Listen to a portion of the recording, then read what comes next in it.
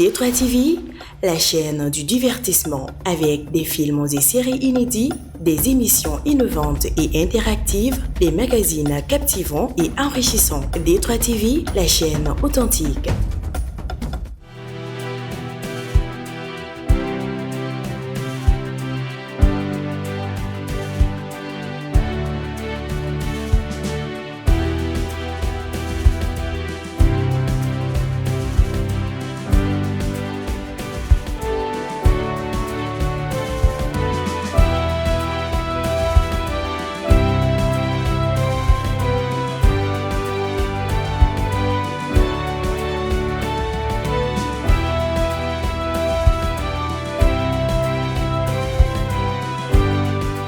Mesdames et messieurs, très chers téléspectateurs de D3 TV, merci de suivre Recto Verso, votre émission quotidienne d'information et de décryptage qui aborde tous les sujets avec un accent particulier sur les thématiques en lien avec la société, l'économie, la culture et les sciences. Aujourd'hui, sur ce plateau, nous parlons de théâtre, j'allais dire de l'histoire du théâtre malien. Qu'est-ce qui reste du théâtre malien?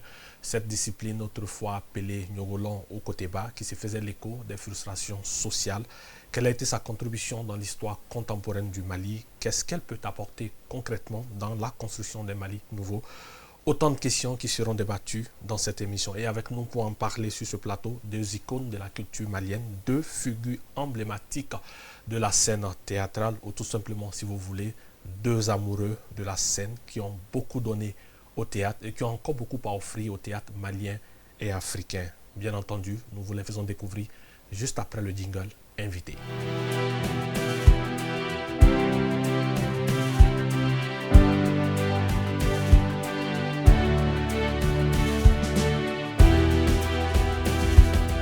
Monsieur Adama Traoré, merci d'avoir répondu à notre invitation. Merci, c'est avec plaisir. Deuxième invité, Monsieur Habib Dambélé, Guimba National. Merci d'avoir répondu à notre invitation. Merci Fousseni, merci. Nous ouvrons le débat tout de suite avec une histoire particulière des deux côtés. On commence par vous, Monsieur Traoré. Quelle est votre histoire avec le théâtre? Mon histoire avec le théâtre, ça a commencé très tôt dans les mouvements de jeunesse, mouvements pionniers en l'occurrence, et à l'école. Et donc j'ai été embarqué comme ça, et avec la troupe régionale de Sikasso pour les différentes biennales. Et donc l'engagement et l'amour du théâtre est né ici, et donc j'ai décidé d'en faire mon métier. Monsieur Habib Dambélé. Moi j'aimais beaucoup le théâtre, mais je ne voulais pas être un comédien, je ne voulais pas du tout travailler dans ce domaine-là. Mais sauf que j'ai été orienté à l'Institut des Arts après donc l'EDF. Et malgré ma volonté, parce que je ne voulais pas du tout aller à l'Institut des Arts, mais j'ai cherché donc à changer d'établissement. En vain, je n'ai pas réussi. Un jour, mon père est venu me trouver à l'INA à Bamako pour me dire « Ah, c'est ça votre établissement, ho ho ho, ha ha ha. Moi, on vient de m'annoncer que je vais à la retraite et c'est ce que tu es en train de faire comme étude, toi. » Alors j'ai compris que je devais prendre la charge de la famille parce que mon père allait à la retraite.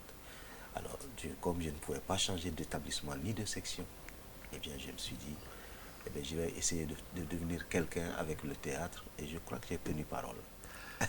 Monsieur Adama Traoré, vous êtes aujourd'hui président de la Fédération des artistes du Mali, fondateur de ACCET. Vous êtes de ceux que le théâtre a amené partout à travers le monde. Aujourd'hui, si c'était à refaire, est-ce que vous choisirez encore cette discipline? Ah oui, forcément. Et aujourd'hui, plus que jamais, parce que je pense que ça a été, comme je le dis, c'est devenu mon métier. C'était ma passion, c'est mon métier. Et je crois que, il y a certaines choses certainement que je reviserai. Mais je crois que si c'est à refaire, je ne pense pas avoir fait un mauvais choix. Je ferai le même choix. Alors, quelles sont aujourd'hui vos plus grandes fiertés après tant d'années dans ce métier? Il y a forcément 2 ou 3 fiertés. Oui, naturellement. Absolument. D'abord, la reconnaissance au niveau du Mali, mais beaucoup plus au niveau de la sous-région. Par exemple, international même, oui, pas seulement de la sous-région, oui, quand même. international. Oui, mais oui. Oui. Parce que le prix pour la promotion des arts du spectacle vivant, le prix UNESCO, au Massa 99, ça pour moi, ça a été une très grande fierté.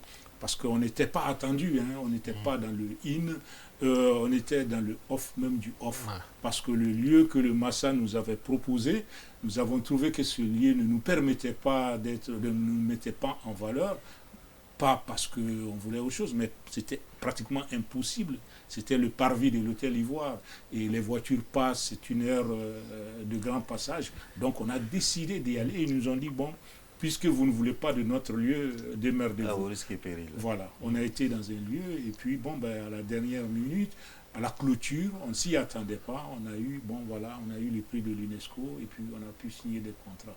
Ça, c'est quelque chose qui m'a beaucoup ému.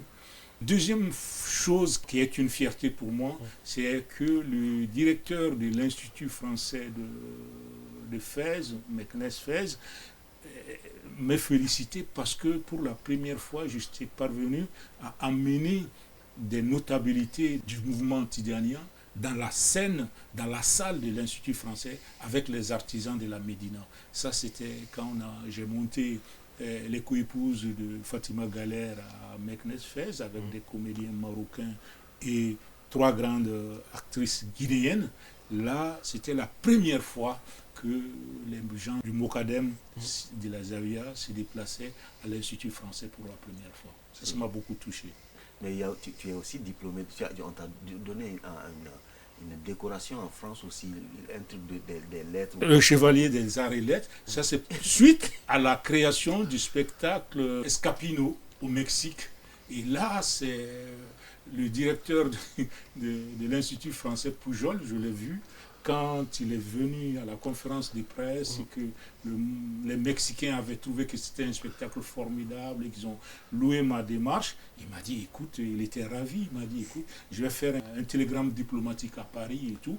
Et le matin, il me réveille, il me dit, écoute, voilà, j'ai eu la réponse, les affaires étrangères te proposent comme chevalier des arts et lettres de la France.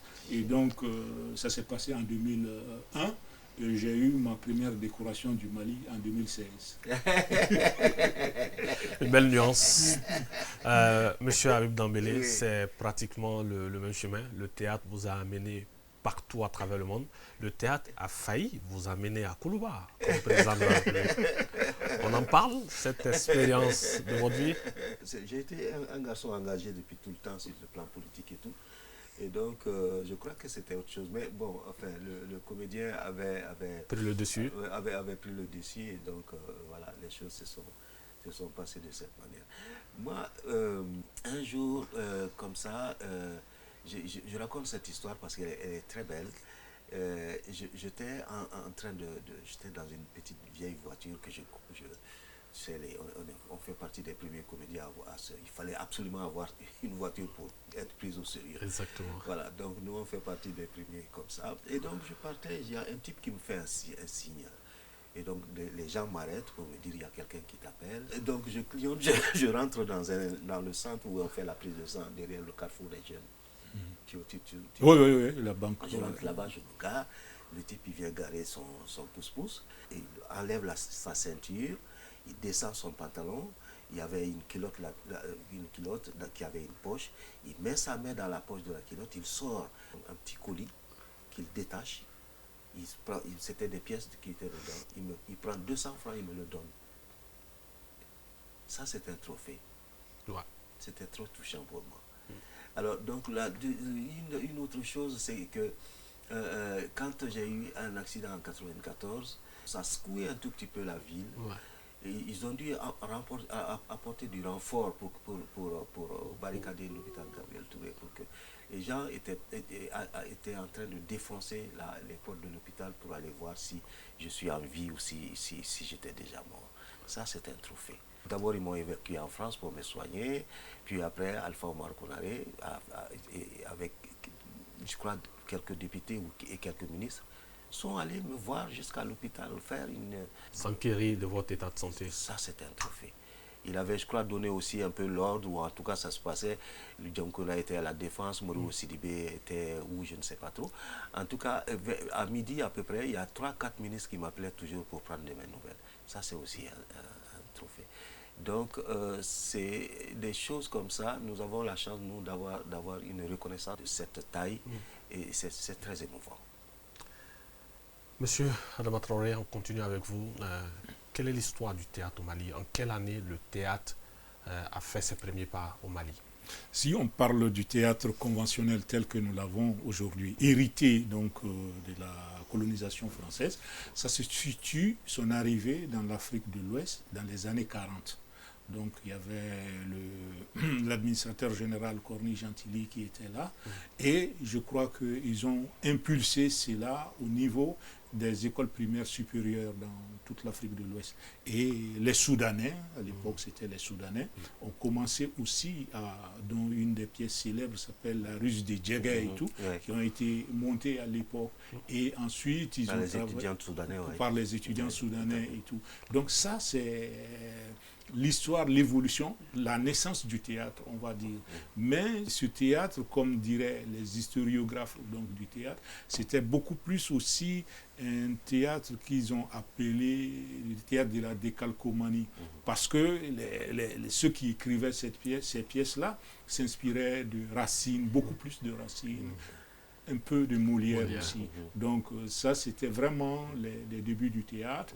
Et avec les centres culturels qui ont commencé à apparaître un peu en Afrique de l'Ouest ici. Et bon, ce théâtre a évolué et à partir des années 50, va avoir une rupture. Tout d'un coup, je me rends compte que l'évolution du théâtre, ça s'est passé par décennies, avec des ruptures. Voilà. C'est intéressant. Parce qu'à partir des années 50, est né le mouvement de la négritude. Et dans la veine de ce mouvement de la négritude, on va voir des auteurs africains, Afrique de l'Ouest, un peu, vont prendre les rois que la colonisation avait dénigrés et présentés comme étant des sanguinaires. On est dans la réhabilitation des valeurs nègres, etc. Donc ce courant va venir et on va connaître des pièces historiques au Mali, aussi bien que la mort de Chaka. Et toute cette veine de pièces historiques en ce moment-là. Et 60, ça va être beaucoup plus de pièces historiques. Mais dans la veine de la négritude, révalorisation des valeurs nègres, engagement, parce que les militaires étaient revenus donc, de la Seconde Guerre mondiale, les velléités d'indépendance vont commencer. Et à partir des années 70, il va y avoir encore une autre rupture, parce que les gens du théâtre qui s'étaient engagés avec les leaders pour avoir l'indépendance, à partir de l'indépendance maintenant, il va y avoir les fossés. Et donc, dans d'autres pays, comme la Côte d'Ivoire, on va voir des gens comme Bernard Zadi Zaïrou qui va avec l'œil, au fait, va le mettre en prison. Mais chez nous, au Mali, on va rentrer dans une autre dynamique parce que le régime politique qui est du socialisme va adopter le personnage de la révolution. Et des auteurs comme on a vu, Tempête à l'aube. C'est la tempête à l'aube. Voilà, beaucoup de gens soupçonnent le président Modibo Keïta d'être l'auteur même de cette pièce. C'est vrai. Parce que là, lui aussi, il s'engageait beaucoup au niveau du théâtre, parce que avant l'USRDA, il avait créé des clubs, des associations culturelles, et ils se sont battus sur ce plan-là pour avoir les indépendances. Et donc lui, il va commencer à s'intéresser beaucoup au théâtre. Et on va avoir la naissance des formations nationales, etc.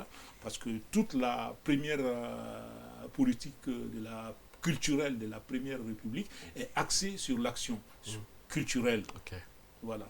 Et donc, on va voir dans les années 80 encore, il va y avoir la rupture. Parce que les programmes d'ajustement structurel vont venir et les formations nationales vont commencer à avoir des problèmes.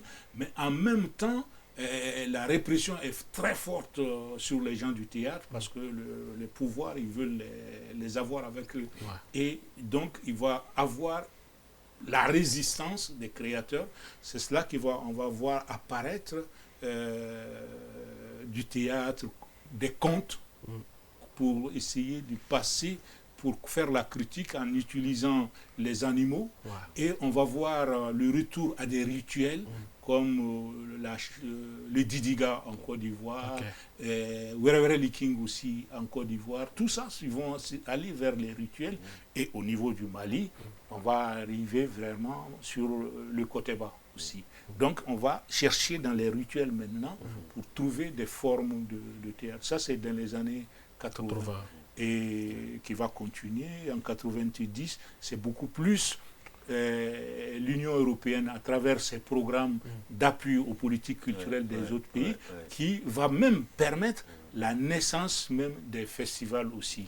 Le Festival international du théâtre et des marionnettes à Ouaga, le Festival international du théâtre du développement à Ouaga, le Festival du théâtre et Prosper comparé, et le Festival international du théâtre du Bénin avec Ola Kokui des années 90. Entre-temps, en 78, il y a Alpha Omar Konaré, ministre de la Culture, envoie le Koteba donc sur le terrain où Beledikou est à Markala, je crois, pour qu'il se frotte au théâtre que nous connaissions chez nous avant, c'est-à-dire le Koteba, parce que les pièces étaient écrites en français et tout, et donc c'était pas accessible à tout le monde. À l'époque, le taux d'alphabétisation n'était pas très développé, et donc là, quelques gens du groupe dramatique national ont été envoyés sur le terrain à Markala, je crois, et à Beledikou, pour se frotter au vrai Koteba et essayer de l'adapter à la scène. Et donc, à partir de ce test-là, ils ont commencé à faire des pièces de théâtre en Bambara. Et ça a adhéré, évidemment, les gens ont adhéré tout de suite. Ça fait un succès incroyable, alors qu'il n'y avait même pas de télé, il n'y avait pas de réseau et tout, mais ils étaient quand même connus et aimés de tous parce qu'ils faisaient de tout. Est-ce que Freke Nyami Bourouf est la suite logique de ce processus? Absolument, c'est la suite logique de ça. Et donc, un des acteurs à l'époque qui avait été formé, qui avait connu ce stage-là, était Ousmane Sow. Ousmane Sow, quand il est venu de sa formation de Yougoslavie, et donc a dit on va continuer la même chose, mais on va plutôt faire du théâtre engagé. Et donc, voilà, Ouari et Freke Nyami Boubou sont nés, tous les autres sont nés comme ça. Adama était avec nous sur Ouari d'ailleurs après. Alors, j'ai envie de vous demander, serait-il un pis-aller que de vous demander à vous aujourd'hui, icône du théâtre malien, s'il existe encore un théâtre au Mali? Il existe du théâtre, là, des gens comme Adama Traoré continuent de faire du théâtre.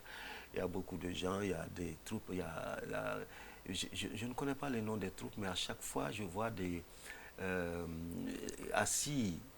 Andjigi Art fait des choses. Il y a une nouvelle génération de jeunes exactement, qui font un travail extraordinaire. Extraordinaire. Et donc, de mémoire comme ça, je ne vois pas tout, mais très régulièrement, il y a une comédienne qui s'appelle Eva Bagayoko, je crois. Eva Awa Bagayoko, Jean Diama. Voilà, exactement. Abdoulaye Mangane. Tout à fait. Kali Sidibé, etc. Toutes ces personnes-là continuent à faire du vrai théâtre. Mais bon, ce qu'il faut faire, il ne faut pas que... moi, j'ai toujours dit sur presque tous les plateaux, j'ai comme l'impression que je me répète d'ailleurs, qu'il ne faut pas réduire le théâtre à l'humour.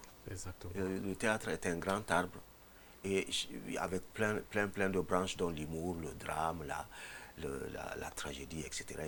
Donc, mais tous les gens pensent maintenant, il ne faut pas que les gens soient en train de... certains jeunes sont en train de nous faire croire que le théâtre, c'est seulement l'humour, ce qui est totalement pas vrai. Voilà. Exactement, voilà, mesdames et messieurs, planter le décor de cette émission. C'était la phase introductive. Nous rentrons dans le vif du sujet après le jingle de notre rubrique Autopsie.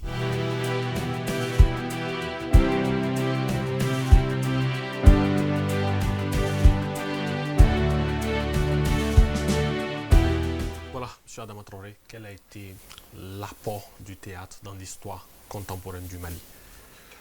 L'apport du théâtre est énorme. Sur le plan social, et sur différents plans. On a parlé tout à l'heure de l'avènement du Koteba qui s'est passé en langue nationale.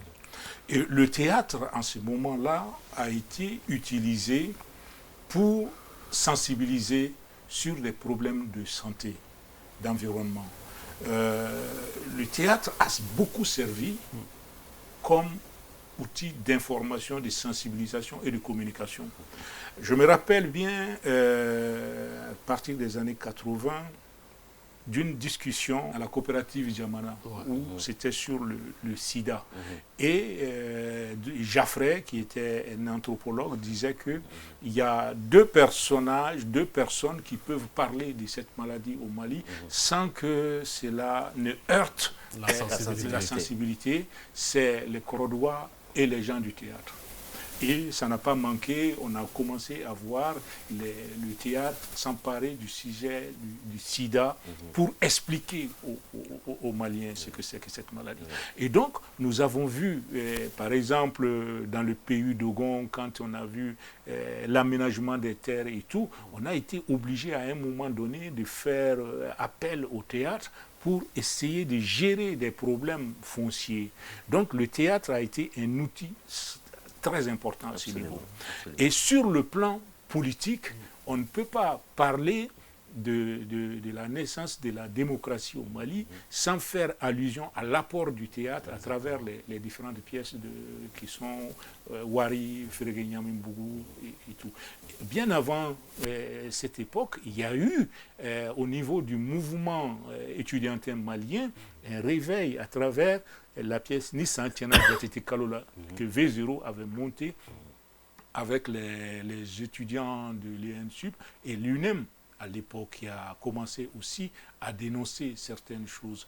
Il y a des pièces qui n'ont pas eu le même écho que Wari, parce que l'opinion n'était pas préparée à ça, mais Djoronanko posait déjà un regard très critique sur la gestion des céréales et tous ces moments. Donc le théâtre a été vraiment un outil d'éveil des consciences et a apporté des grandes contributions sur tous les plans, on peut dire sur le plan éducation, communication, information et mobilisation politique. Tu n'as pas travaillé avec Philippe sur les malades mentaux là? Absolument. Ah ben ça c'est quelque chose concret. Oui, absolument. Oui, absolument. Et Jean-Pierre Coudray était à l'époque là-bas. C'était une autre vision du traitement des maladies mentales, parce qu'on était dans l'ancien système cabanon. Et là, maintenant, amener le théâtre à utiliser, à permettre à des malades de ne pas être, entre guillemets, taxés d'être malades. Et parce que la folie, c'était quoi? C'était l'incommunicabilité, Fatokan. Bon, mais leur permettre de pouvoir s'exprimer et tout. Donc, je crois que cette expérience a été valorisée un peu partout dans le monde entier. Voilà. On va en revenir, M. Habib Dombélé. Votre exemple est le plus concret de cette aptitude du théâtre à jouer un rôle politique. Revenons un peu sur votre candidature à l'élection présidentielle avec le recul. Est-ce que c'était du théâtre ou c'était un réel engagement politique? Non, mais c'était pas du théâtre. Exactement. C'était pas du théâtre, c'était un engagement politique. On a payé la caution quand même. Exactement. Voilà. Donc, c'était pas les gens. Un jour comme ça, on était. Bon, en fait, le candidat ne pouvait pas être totalement différent du comédien. Exactement. Aussi. Le candidat devait puiser dans le comédien pour nourrir un tout petit peu donc sa démarche politique. Et donc, un jour, on était au marché. Kandjoura Koulibaly, paix à son âme, un des plus grands artistes du Mali, très, très grand décorateur. Donc, va au marché pour faire ses courses. Et donc, quelqu'un lui dit, mais c'est vrai que lui, il soutenait ma candidature. Quelqu'un lui dit, mais est-ce que Guimaka candidature, est-ce que c'est vrai ou c'est pour amuser la galerie? Il dit, mais c'est vrai. L'autre répond, mais Guimaka est candidat, il y a les bancs. Et quand je leur dis, mais donc, au lieu voter entre celui qui vous fait rire et celui qui vous fait pleurer, mais choisissez. Et donc, on a dit, mais on ne va pas chercher notre slogan ailleurs, on va prendre celui-là comme slogan.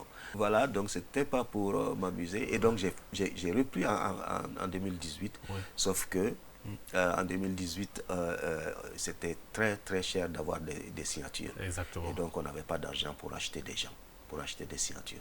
Je le dis parce que c'est extrêmement important à l'époque, figure emblématique du théâtre qui se présente à une élection présidentielle. Le commun des mortels voyait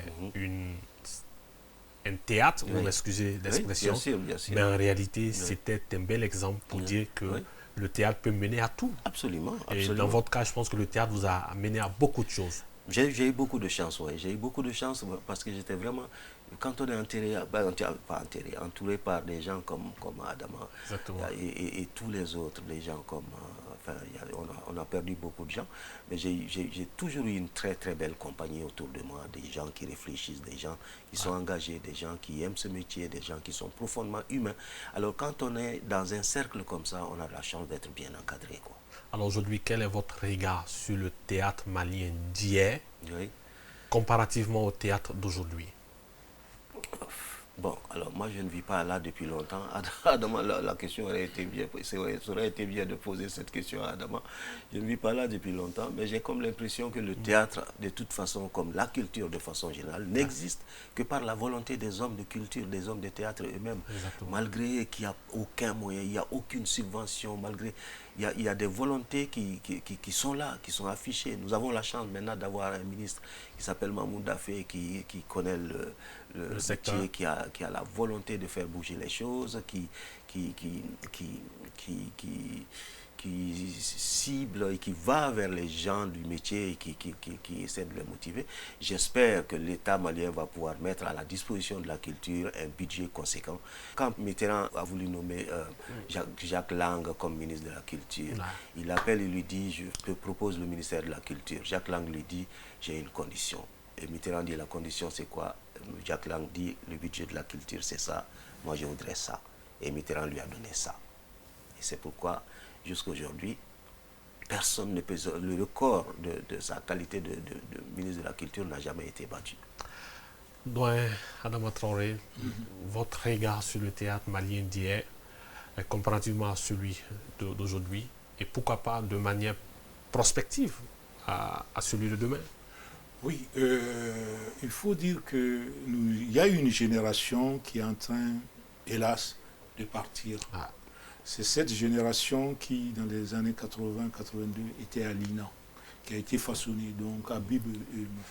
Mais pour connaître cette histoire, ce que les gens oublient, c'est que le côté bas de l'INA, c'était les élèves de l'INA eux-mêmes qui économisaient sur leur bourse pour pouvoir se payer à manger et répéter là-bas. J'avais oublié ça d'ailleurs, c'est vrai, on avait fait ça. Oui, parce qu'on aimait ça. Et puis les mercredis, les jeudis, il n'y avait pas cours, mais on aimait entre nous et on créait les conditions pour pouvoir répéter, pouvoir créer des choses.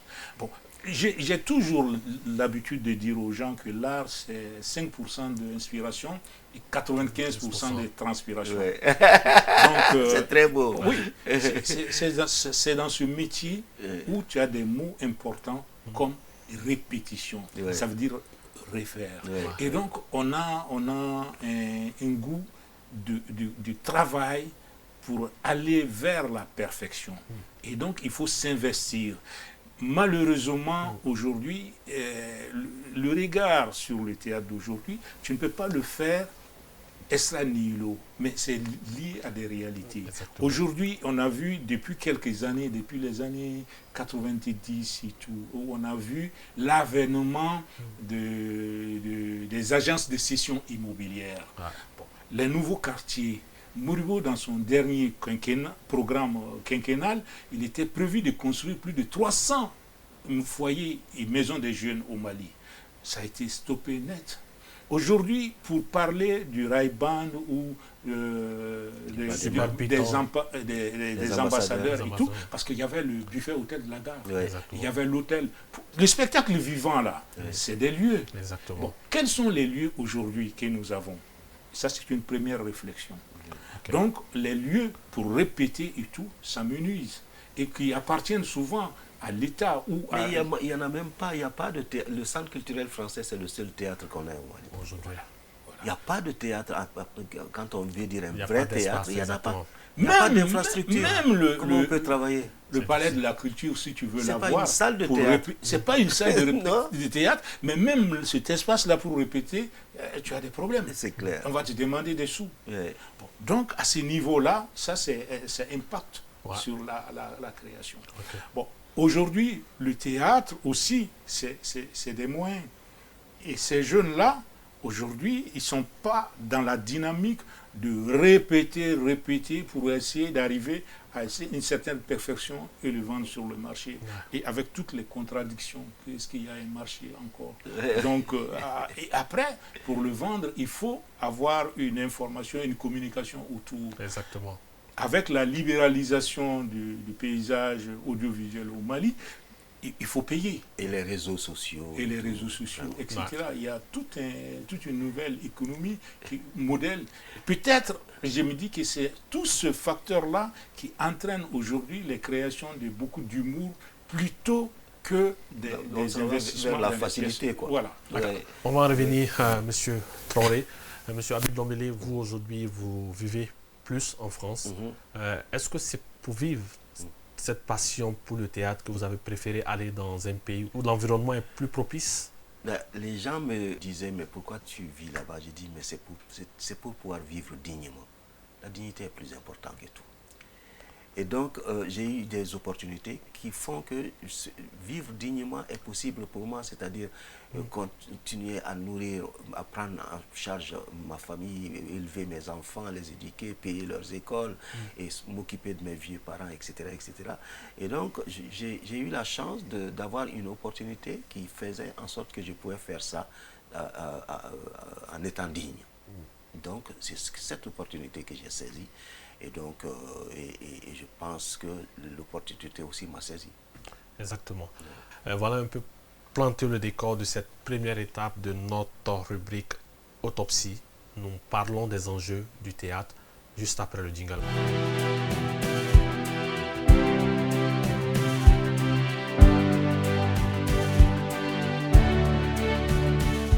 Voilà, messieurs, parlons à présent des enjeux conjoncturels du théâtre. Qu'est-ce qui fonde, M. Traoré, la particularité du théâtre comme outil de mobilisation sociale ou facteur de cohésion sociale?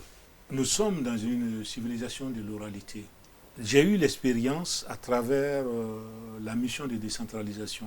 Là, je fais un grand clin d'œil à Ousmane Sy et une pensée émue pour Richard Toé qui nous a quittés bientôt, il n'y a pas longtemps.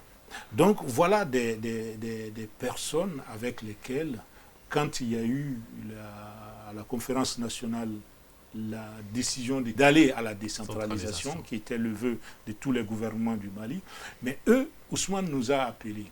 Parce qu'à l'époque, c'était beaucoup plus facile, plutôt que d'avoir des grandes affiches et autres, c'était beaucoup plus intéressant et facile d'utiliser le théâtre pour parler aux gens qui comprenaient. Et les paysans, ils disaient, ah, on a entendu, on a vu, etc. Donc, le théâtre, en tant qu'outil, était important pour arriver à faire en sorte que on puisse communiquer, mobiliser les gens autour de ça. Mais il y a une autre chose que nous oublions par rapport au théâtre quand vous parlez des enjeux. Parce que le théâtre, nous l'avons reçu, comme je le disais, en consommateur. Nous n'avons pas été suffisamment derrière pour comprendre que c'est toute une industrie. Aujourd'hui, nous parlons tous d'industrie culturelle, mais en oubliant que l'industrie renvoie à l'usine. Est-ce que vous avez déjà vu une usine avec un seul corps de métier? Donc, une usine, c'est la chaîne des métiers, des valeurs. Et aujourd'hui, regardez, les Sénégalais, quand ils ont fermé l'école nationale des arts, pour la réouverture, le nom a changé, c'est devenu l'École nationale des métiers des arts. Nous, on est avec l'INA, on est le département art dramatique. Bon, ça ne forme que des comédiens. Or, aujourd'hui, nous savons qu'il y a beaucoup de métiers dans le cadre du théâtre. Mais évidemment, les techniciens. Oui, voilà, les métiers de la création, les métiers administratifs, les métiers techniques, etc. Même les sous-titreurs. Ah, voilà. Moi, j'ai fait le tour du monde plusieurs fois. Je le faisais 3 fois par an, peut-être. Donc, c'était assez fatigant. Mais je jouais qu'en français. Et le français est parlé dans combien de pays au monde? Ce n'est pas beaucoup, vraiment. et donc en Asie, en Amérique latine, et tout, un peu partout. Et donc, c'est seulement avec le sous-titrage, on a compris que la langue n'est plus un problème pour le théâtre. Si il est accompagné de sous-titrage. Exactement. Voilà. Alors, je vais rester un peu avec vous, M. Dambélé. Un message pour la jeune génération. Il y a aujourd'hui de jeunes brillants qui font un travail assez remarquable. Quel serait le conseil que vous pourrez vous donner à ces jeunes-là? Voilà, c'est toujours assez difficile de donner des conseils. Parce que donner des conseils signifie qu'on est un maître. Je ne me suis jamais considéré comme un maître. Et depuis que je suis commencé à partir à l'école, je ne suis jamais sorti de l'école. Et j'y suis toujours encore. Exactement. Donc, donner des conseils, c'est un peu difficile. Très souvent, je laisse la vie conseiller les gens. Et quand on se casse la gueule quelque part, on se souvient que là, il faut faire attention pour marcher. Quand on est très intelligent et quand on n'est pas très poli, ça ne va pas. Quand on est très poli et quand on n'est pas un petit... Je dis aussi très souvent quelque chose que j'apprends à mes enfants, tout le temps d'ailleurs. Un jour, l'intelligence a dit, moi je suis capable de beaucoup de choses. Moi je peux beaucoup vous aider. Et la gentillesse qui était à côté a sorti sa tête comme ça, a dit, moi aussi. Donc il faut essayer d'avoir le maximum de vertus humaines dans la vie, en plus de ce qu'on a comme intelligence. Je pense que ça peut toujours aider. Un autre enjeu du théâtre, dont Traoré, on parle de plus en plus du Mali nouveau. Quelle peut être la contribution du théâtre dans cette reconstruction nationale? Le théâtre, par définition, crée des modèles, montre des modèles. Un grand homme de théâtre qui s'appelait Bertolt Brecht disait « Malheur au pays qui n'a pas de héros et malheur au pays qui a besoin de héros ». Le modèle de Maldencroix, je crois que c'est le théâtre qui pourrait nous aider à le définir et à nous le montrer, à créer le prototype de ce Maldencroix, avec les valeurs que nous venons de citer, qui nous sont chères. Et c'est ce personnage qui incarne ces valeurs-là, le théâtre peut servir à le montrer et à faire en sorte que nous engageons tous à la recherche de ce modèle-là et que chacun le construit avec des valeurs que nous avons tous identifiées. C'est-à-dire que le théâtre va permettre de créer la recette en présentant le prototype de ce Malien nouveau qui va être notre héros et nous allons tous travailler pour arriver à faire en sorte que chacun, par son effort, va tendre vers ce modèle-là. Et mieux que n'importe quel autre outil, je pense que le théâtre peut servir à montrer ça et à nous tous de travailler, non pas d'être tous ensemble, mais chacun à son rythme et en faisant des efforts, en répétant pour que nous puissions nous tendre vers ce modèle-là. Je crois que c'est ça la mission aujourd'hui du théâtre. Monsieur Habib Dambélé, vos plus beaux souvenirs, que ce soit au Mali ou sur la scène internationale? J'en ai raconté un tout de suite. Exactement. Le type qui m'a donné les 200 Exactement. francs pour dire c'est à la Riga Kodjani. Sur cette question particulière, M. Traoré, vous avez beaucoup d'exemples, notamment au Canada, avec l'UNESCO. Pouvez-vous revenir un peu sur ces épisodes? Oui, c'est des moments... Quand on a créé la pièce au Mali, Unien Agent, Thérèse Desfontaines, qui était à l'époque journaliste au journal Le Monde en France, a fait une page sur le spectacle. Et elle a fini par dire que c'était prestigieux pour le Mali. Or, un spectacle, un texte écrit par un auteur malien, Massa Magan Diabaté, mis en scène par les Maliens, avec des artistes plateaux maliens et tout. Bon, mais c'était quelque chose de formidable. Moi, je me rappelle quand on est arrivé au Canada, j'avais été rencontrer notre ambassadeur, Manassa Danyogo, qui vit.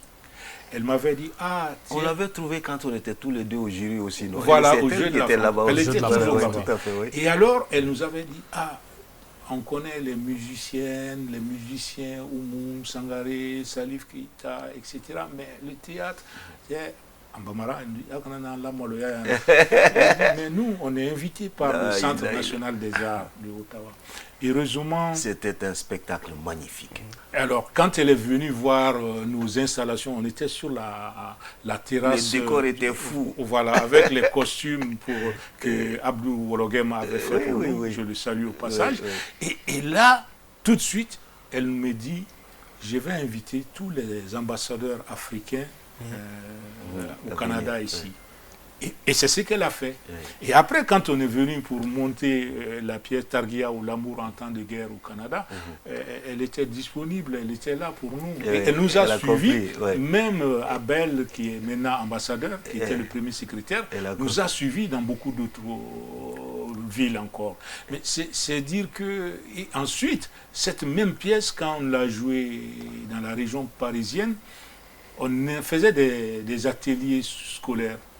Et on était dans une école, il y avait un jeune qui était belliqueux, qui était inadapté. Ouais.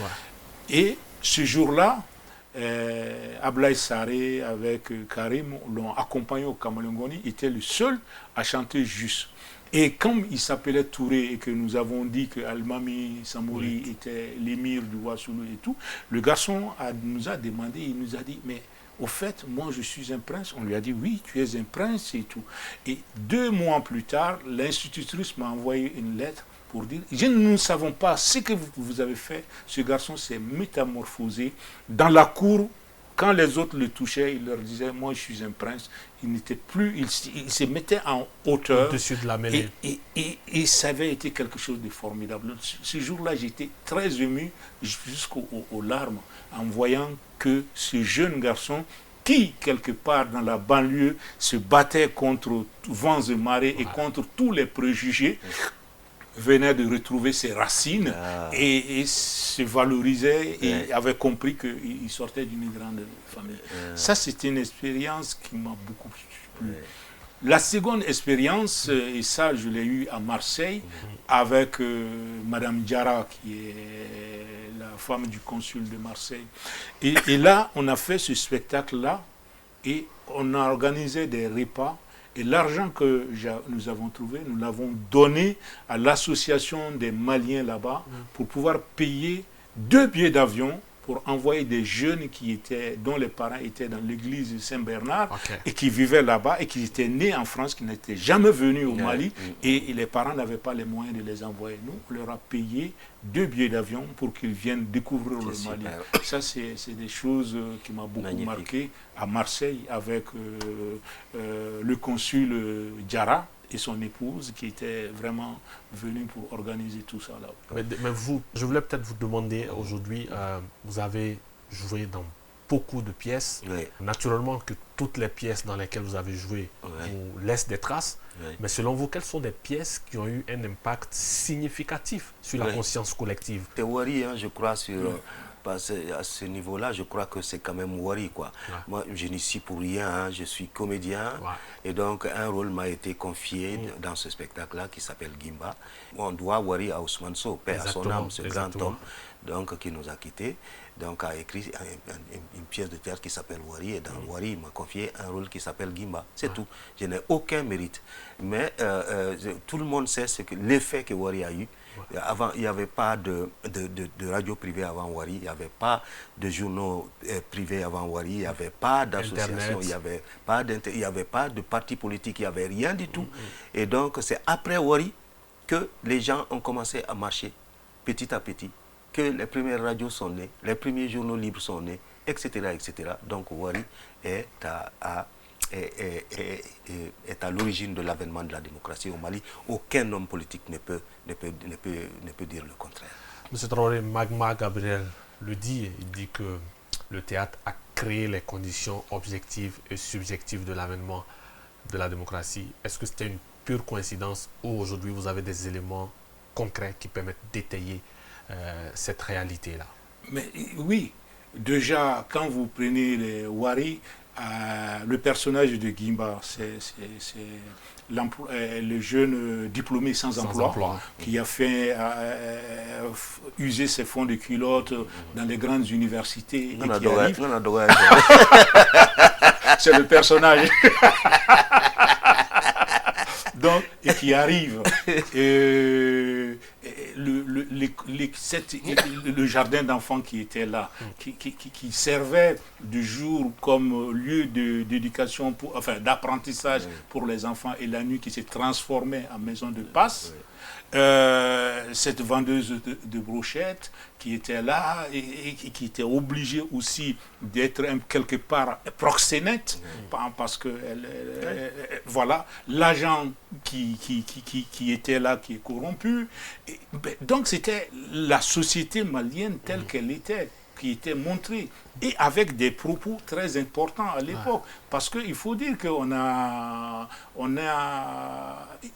c'est une évolution aussi du Koteba. Parce que quand on a pris le Koteba, malheureusement, à un moment donné, ça devenait, certaines formes du Koteba devenaient un peu ce que j'appelle une logorée verbale.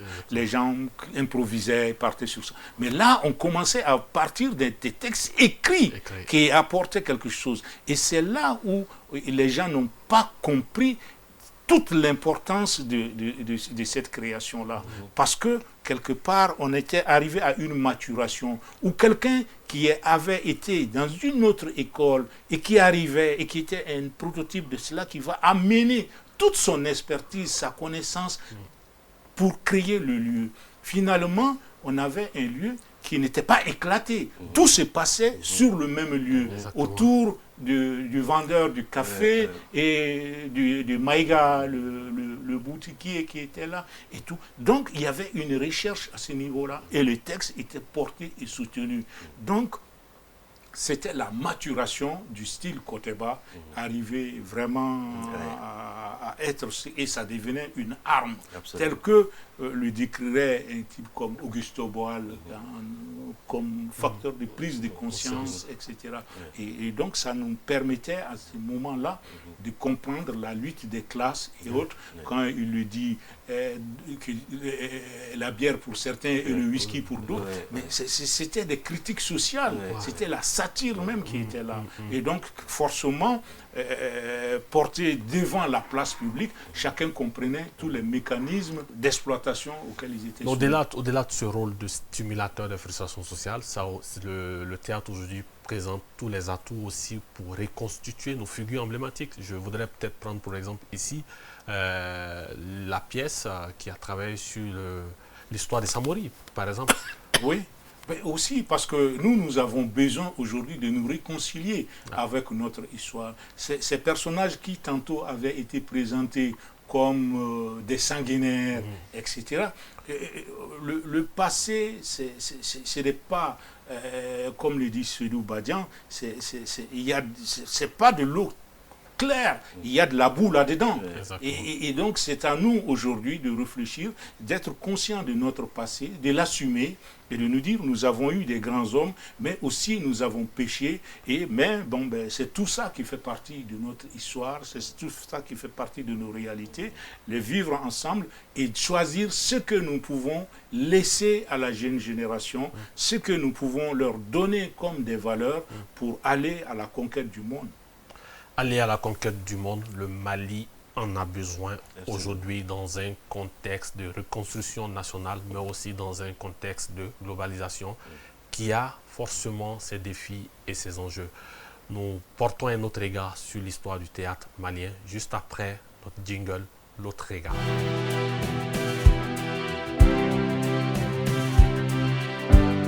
Alors, M. Traoré, nous arrivons presque au terme de cette émission. À présent, jetons un regard plus structurel sur le théâtre malien. Selon vous, aujourd'hui, quels sont les défis structurels du théâtre malien? C'est d'abord que le Mali considère les gens du théâtre comme des travailleurs. Malheureusement, de toutes les anciennes colonies françaises, le Mali est l'un des rares, et le seul, pour ne pas le dire, à ne pas considérer les gens des arts comme des travailleurs, excepté ceux qui sont dans les formations nationales. Or, aujourd'hui, ce qu'il faudrait faire, c'est d'arriver déjà à créer les métiers du théâtre et à créer des chartes de compétences pour dire que, bon, voilà, telle personne, c'est pas parce qu'il a fait telle école et tout, mais est-ce que professionnellement, est-ce qu'il fait ce métier-là? Quelles sont les compétences qu'il faut arriver à avoir pour exercer ce métier-là? Et à partir de là, créer des présomptions de contrat. C'est-à-dire que vous devez être à tel endroit, à telle heure, pour faire telle activité, cela doit être rémunéré. Et en tenant compte du salaire minimum intergaranti, arriver à fixer des cachets pour que les artistes puissent vivre de leur création. Et à partir de ce moment-là, une fois que nous avons posé ce truc-là, il faudrait travailler à la professionnalisation dans ces métiers-là. Cette professionnalisation pourrait se faire à travers la certification. On a au niveau du ministère de l'Emploi et de la formation professionnelle, il y a un bureau et la direction de la formation professionnelle qui est dédiée à la certification. Et ce n'est pas uniquement un travail qui va être fait par le ministère de la Culture, mais interministériel pour que... Et il y a aussi une division qui est la validation de l'expérience acquise. On pourrait dire, bon, lui, il a fait ça, à cause de ces expériences qu'il a eues à poser, il mérite d'être appelé metteur en scène, etc. etc. Et une fois que nous avons fait tout ce travail-là de structuration, les gens pourraient arriver à vivre décemment parce que ce cachet, ce salaire qu'on va leur payer, va leur permettre de payer l'assurance volontaire obligatoire. Oui, parce que quand vous parlez d'AVOC, à un moment donné, il faut que les artistes payent pour eux-mêmes. Mais pour pouvoir le payer, il faut qu'on arrive à avoir un barème et que ce soit des salaires. Et que quand tu appelles quelqu'un pour venir, tu ne peux pas le payer au lance-pierre. Mais qu'on sait que, bon voilà, tout comme un plombier qui va mettre 1 heure ou 2 heures pour réparer, il peut avoir ça. Ce comédien que tu vas engager, soit dans le théâtre ou dans le cinéma, tu établis un contrat avec lui et ce contrat-là, toi, en tant que patron, employeur, tu payes des charges d'employé et lui, il va payer sa contribution et à partir de ce moment-là, tout le monde est protégé. Et le patron, lui, du moment qu'il paye des charges patronales et qu'il est patron, il va pouvoir arriver à avoir des aides de l'État et qu'on lui reverse les charges patronales et tout. Donc, je crois que cela va permettre de créer une assurance sociale, une assurance sécuritaire et au-delà de tout cela, ça va arriver à créer des retraites pour que demain, après-demain, les gens du théâtre puissent vraiment être considérés comme des travailleurs qui bénéficient des largesses de la République, comme tout le monde. Nous en reviendrons, M. Habib Dombélé. Qu'est-ce qui fait la particularité du théâtre malien? Quels sont les atouts du théâtre malien? La particularité, je crois que nous avons des racines très très profondes. Le Kotéba existe depuis très longtemps, ce n'est pas un théâtre importé. L'atout, c'est que maintenant, il y a beaucoup d'engouement autour du théâtre, même s'il n'est pas bien compris, même si des fois, il est réduit à l'humour. Il a beaucoup d'engouement, beaucoup de jeunes. On a dépassé maintenant l'époque où on disait voilà. Monsieur Traoré, la question du marché intérieur du théâtre. Oui, ben, c'est tout à fait ça. Par exemple, avant les événements, il y a eu une très belle expérience qui s'est passée dans la zone Office du Niger. Et alors, ce spectacle, on a demandé aux gens, c'était la récolte du riz, de venir et de payer leurs entrées avec des mesures, les grosses boîtes de concentré de tomates. C'était ça, le contenu. Le prix du ticket. Pour le prix du ticket. On a vu des chefs de famille arriver avec la femme avec la baignoire sur la tête, remplie de riz. Ils arrivaient... 10 tonnes. C'est pas vrai ça. La tournée, il y a des témoins qui sont encore là. À la tournée, on a eu 10 tonnes de riz. Mais non, qu'est-ce que nous bouffons?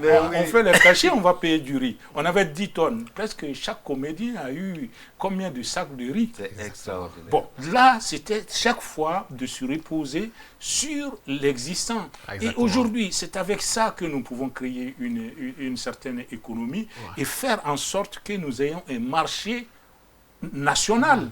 Si aujourd'hui, on arrive à faire en sorte que toutes les villes qui ont des salles ou des infrastructures. Oui, même souvent s'ils n'ont pas d'infrastructure, on Oui, peut des organiser. espaces. On a vu que, des espaces éphémères, mais qu'on arrive à dire que la mairie décide de dire, OK, nous, on s'occupe de l'hébergement des artistes. Exactement. Et une autre qui dit, la radio populaire qui est là-bas, qui dit, OK, moi, durant 1-2 semaines avant l'arrivée des artistes, moi je fais la communication et acquis aux artistes, quand ils arrivent, qu'ils viennent sur mon plateau, qu'ils animent une émission. Et le restaurateur qui est à côté, qui va dire, bon, moi, je pourrais donner 2-3 repas. Et en sachant bien que tous les jours, les 10 villes ou les 20 villes qu'on va avoir, ça nous fait déjà une visibilité. Exactement. Et les gens y mettront des moyens. Et je crois que si on arrive à faire que chaque spectacle qu'on va créer est sûr de pouvoir faire 20 ou 30 dates à l'intérieur du pays, c'est clair et net qu'on créerait un marché national. Mais tout cela ne peut se faire qu'en mutualisant les moyens. Les propriétaires de radio cèdent une partie, que les restaurateurs se sentent impliqués, parce que même quand on fait le spectacle là-dedans, il y a des gens qui vont venir avec les motos, qui vont faire, il y a des gens qui vont gérer le parking, qui vont avoir quelque chose. C'est d'arriver à faire comprendre que c'est tout le monde qui va gagner un peu, et ensemble on porte ces artistes-là pour que l'économie locale se développe. Pour en revenir toujours à la métaphore de M. Dambélé, c'est exactement cette dynamique de mutualisation. Il faut aussi créer un environnement. Quel peut être le rôle de l'État dans cette dynamique collective? L'État est un régulateur. Par exemple, on a des collectivités territoriales. Par exemple, à supposer que chaque communauté, chaque collectivité arrive à dire, bon voilà, moi je suis dans une commune, j'ai 20 000 ou 30 000 personnes dans ma commune, je demande à chacun de payer 100 francs par an pour les activités artistiques et culturelles. La commune est dans la région. La région contient 700 000 personnes. Et que la région dit, bon voilà, pour les activités artistiques et culturelles dans la région, je voudrais que chacun donne 200 francs. C'est peut-être imposable. On a 200 francs, on a cette cagnotte qui est là. Et ça peut être à un moment donné, sur les 100 francs de la commune, la commune sait que tel hôtel est sur son territoire, doit contribuer. Et que la commune, l'hôtel dit, ok, nous, on s'engage à prendre l'hébergement des artistes qui vont arriver. Il y a aussi les artistes qui existent dans la commune aussi. Comment on va le faire? Et qu'à partir de cette mutualisation, de ce pot commun, on arrive à faire tout comme aujourd'hui, on confie à des GIE, par exemple, la gestion des ordures dans la commune. Moi, je me verrais bien la commune 2 qui appelle les journées théâtrales Guimba pour dire, bon, ok, vous allez, voici notre politique culturelle, on veut avoir ça, on a besoin de votre expertise pour ça, et vous êtes engagé pour ça au niveau de la commune 2. La commune 1, on va dire, bon, on a tel opérateur culturel qui est chez nous ici, voilà, lui, il va faire animer notre politique culturelle. En commune 4, on va dire, il y a Acte 7 qui existe dans la commune. Déjà, on va lui faire confiance et on va ensemble dans leur programme de développement économique, social et culturel, qui est le PDSEC, on va les associer à l'élaboration des PDSEC, on va poser ensemble les diagnostics et on va dire, bon, dans notre commune, peut-être qu'on a 40, 50 plasticiens. Est-ce qu'on ne va pas essayer de faire quelque chose pour les plasticiens? Dans notre commune, on a tel nombre de musiciens, etc., etc. Donc, je crois que les collectivités doivent ouvrir le diagnostic pour élaborer les politiques de développement communal et que l'État, à partir de ce moment-là, parce qu'il va aider les collectivités à travers l'urbanisation en réservant des espaces pour les activités artistiques et culturelles, en facilitant aussi l'accès au financement, l'accès aux espaces. Absolument. Et en mettant, comme il a eu l'exemple de Jacques Lang, en faisant en sorte que les états généraux de la culture, on a demandé au moins 1%. C'est ce que demande aujourd'hui l'Union africaine. Bon, si on arrive à avoir les 1% au niveau de l'État, bon, je crois qu'il y a des politiques sectorielles de la culture qui se retrouvent dans beaucoup d'autres départements. Exactement. Et en mutualisant ainsi les moyens, nous pouvons arriver à avoir quelque chose pour aider nos artistes. Aider nos artistes, M. Traoré, vous faites bien de le dire, vos propositions sont pertinentes.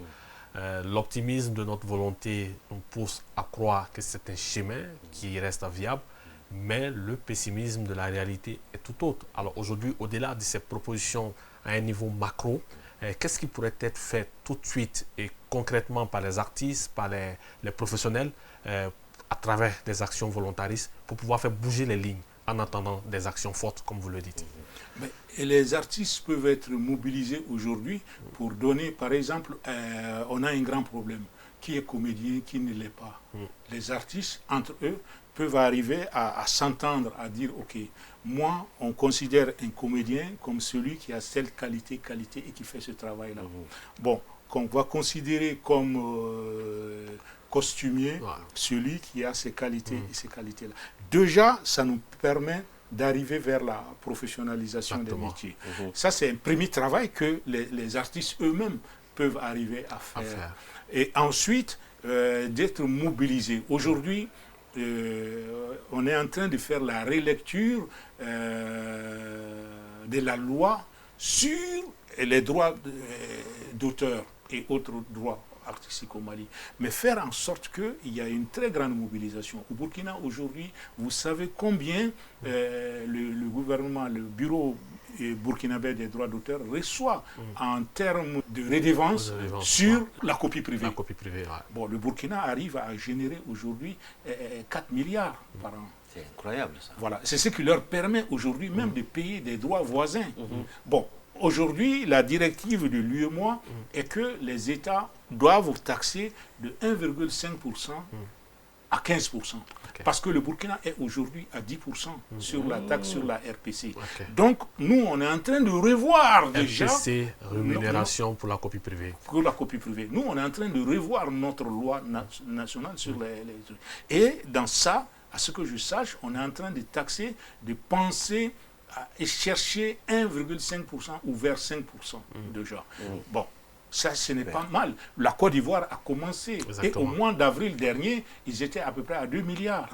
Bon, donc aujourd'hui, un pays comme le Mali, si on arrive à faire passer cette loi, parce que c'était la loi qu'il fallait réviser. Exactement. Donc aujourd'hui, j'ai été présent pour la relecture de la nouvelle mouture de cette loi. Bon, bien sûr, j'espère que dans les jours à venir, ça va passer au niveau du Conseil du CNT et que le Mali va décider finalement de mettre en place la RPC. Ok. Monsieur Dambélé, votre rêve pour le théâtre malien? J'espère qu'on aura des infrastructures, on aura des salles un peu partout qui permettront aux jeunes de créer. J'espère que ce budget sera augmenté pour que nous ayons la chance d'être subventionnés pour les différentes créations. Donc si on a ce qu'il faut pour créer et les endroits qu'il faut pour jouer, donc avec tout le support que nous avons, avec vous, c'est cette télé magnifique. Vraiment merci, merci pour la culture. Le rêve c'est un peu ça. La machine va peut-être fonctionner. Absolument. Monsieur Traoré, avec le véhicule du digital, Internet, faut-il nécessairement intégrer la dimension économique dans nos approches culturelles, notamment en ce qui concerne le théâtre? Absolument, parce que c'est le nerf de la guerre. Et aussi, il faut se parler de la philanthropie. Hein. Les acteurs, les artistes du théâtre ne vivent pas que d'eau simple. Il faut faire bouillir la marmite. Il faut mettre un peu de sel dedans au moins. Voilà. Et donc, je pense qu'aujourd'hui, c'est aussi... une opportunité avec les réalités mixtes, les réalités augmentées, etc., qui peuvent aujourd'hui trouver leur place dans dans l'aide au théâtre. Et qu'on arrive aussi, tout comme on parlait de la RPC, pourquoi ne pas imaginer des taxes numériques pour les créateurs? Parce qu'aujourd'hui, les grands enjeux aussi, c'est tout ce travail-là à faire, et aussi la grande peur par rapport à l'intelligence artificielle. Ouais. Donc il faudrait que nous arrivions à mettre des garde-fous et à faire en sorte que nos artistes puissent vraiment vivre de leur art. J'aurais un peu mal au cœur le jour où je vais voir l'intelligence artificielle imiter la voix de Habib sans qu'il gagne quelque chose là-dedans. Mais ça, c'est clair, ça arrive à grands pas. Ouais. On n'est pas hors du monde, hein, on Exactement. est dans le monde. Ouais. Et aujourd'hui, nous devons faire en sorte que nous ne soyons pas que des consommateurs, que nous soyons aussi des acteurs. Voilà, mesdames et messieurs, qui met fin à cette émission dédiée au théâtre malien. Merci à messieurs Adama Traoré, Habib Dambélé, Guima National d'avoir répondu à notre invitation. Merci d'avoir suivi cette émission. Nous vous donnons rendez-vous demain pour un autre numéro de Recto Verso.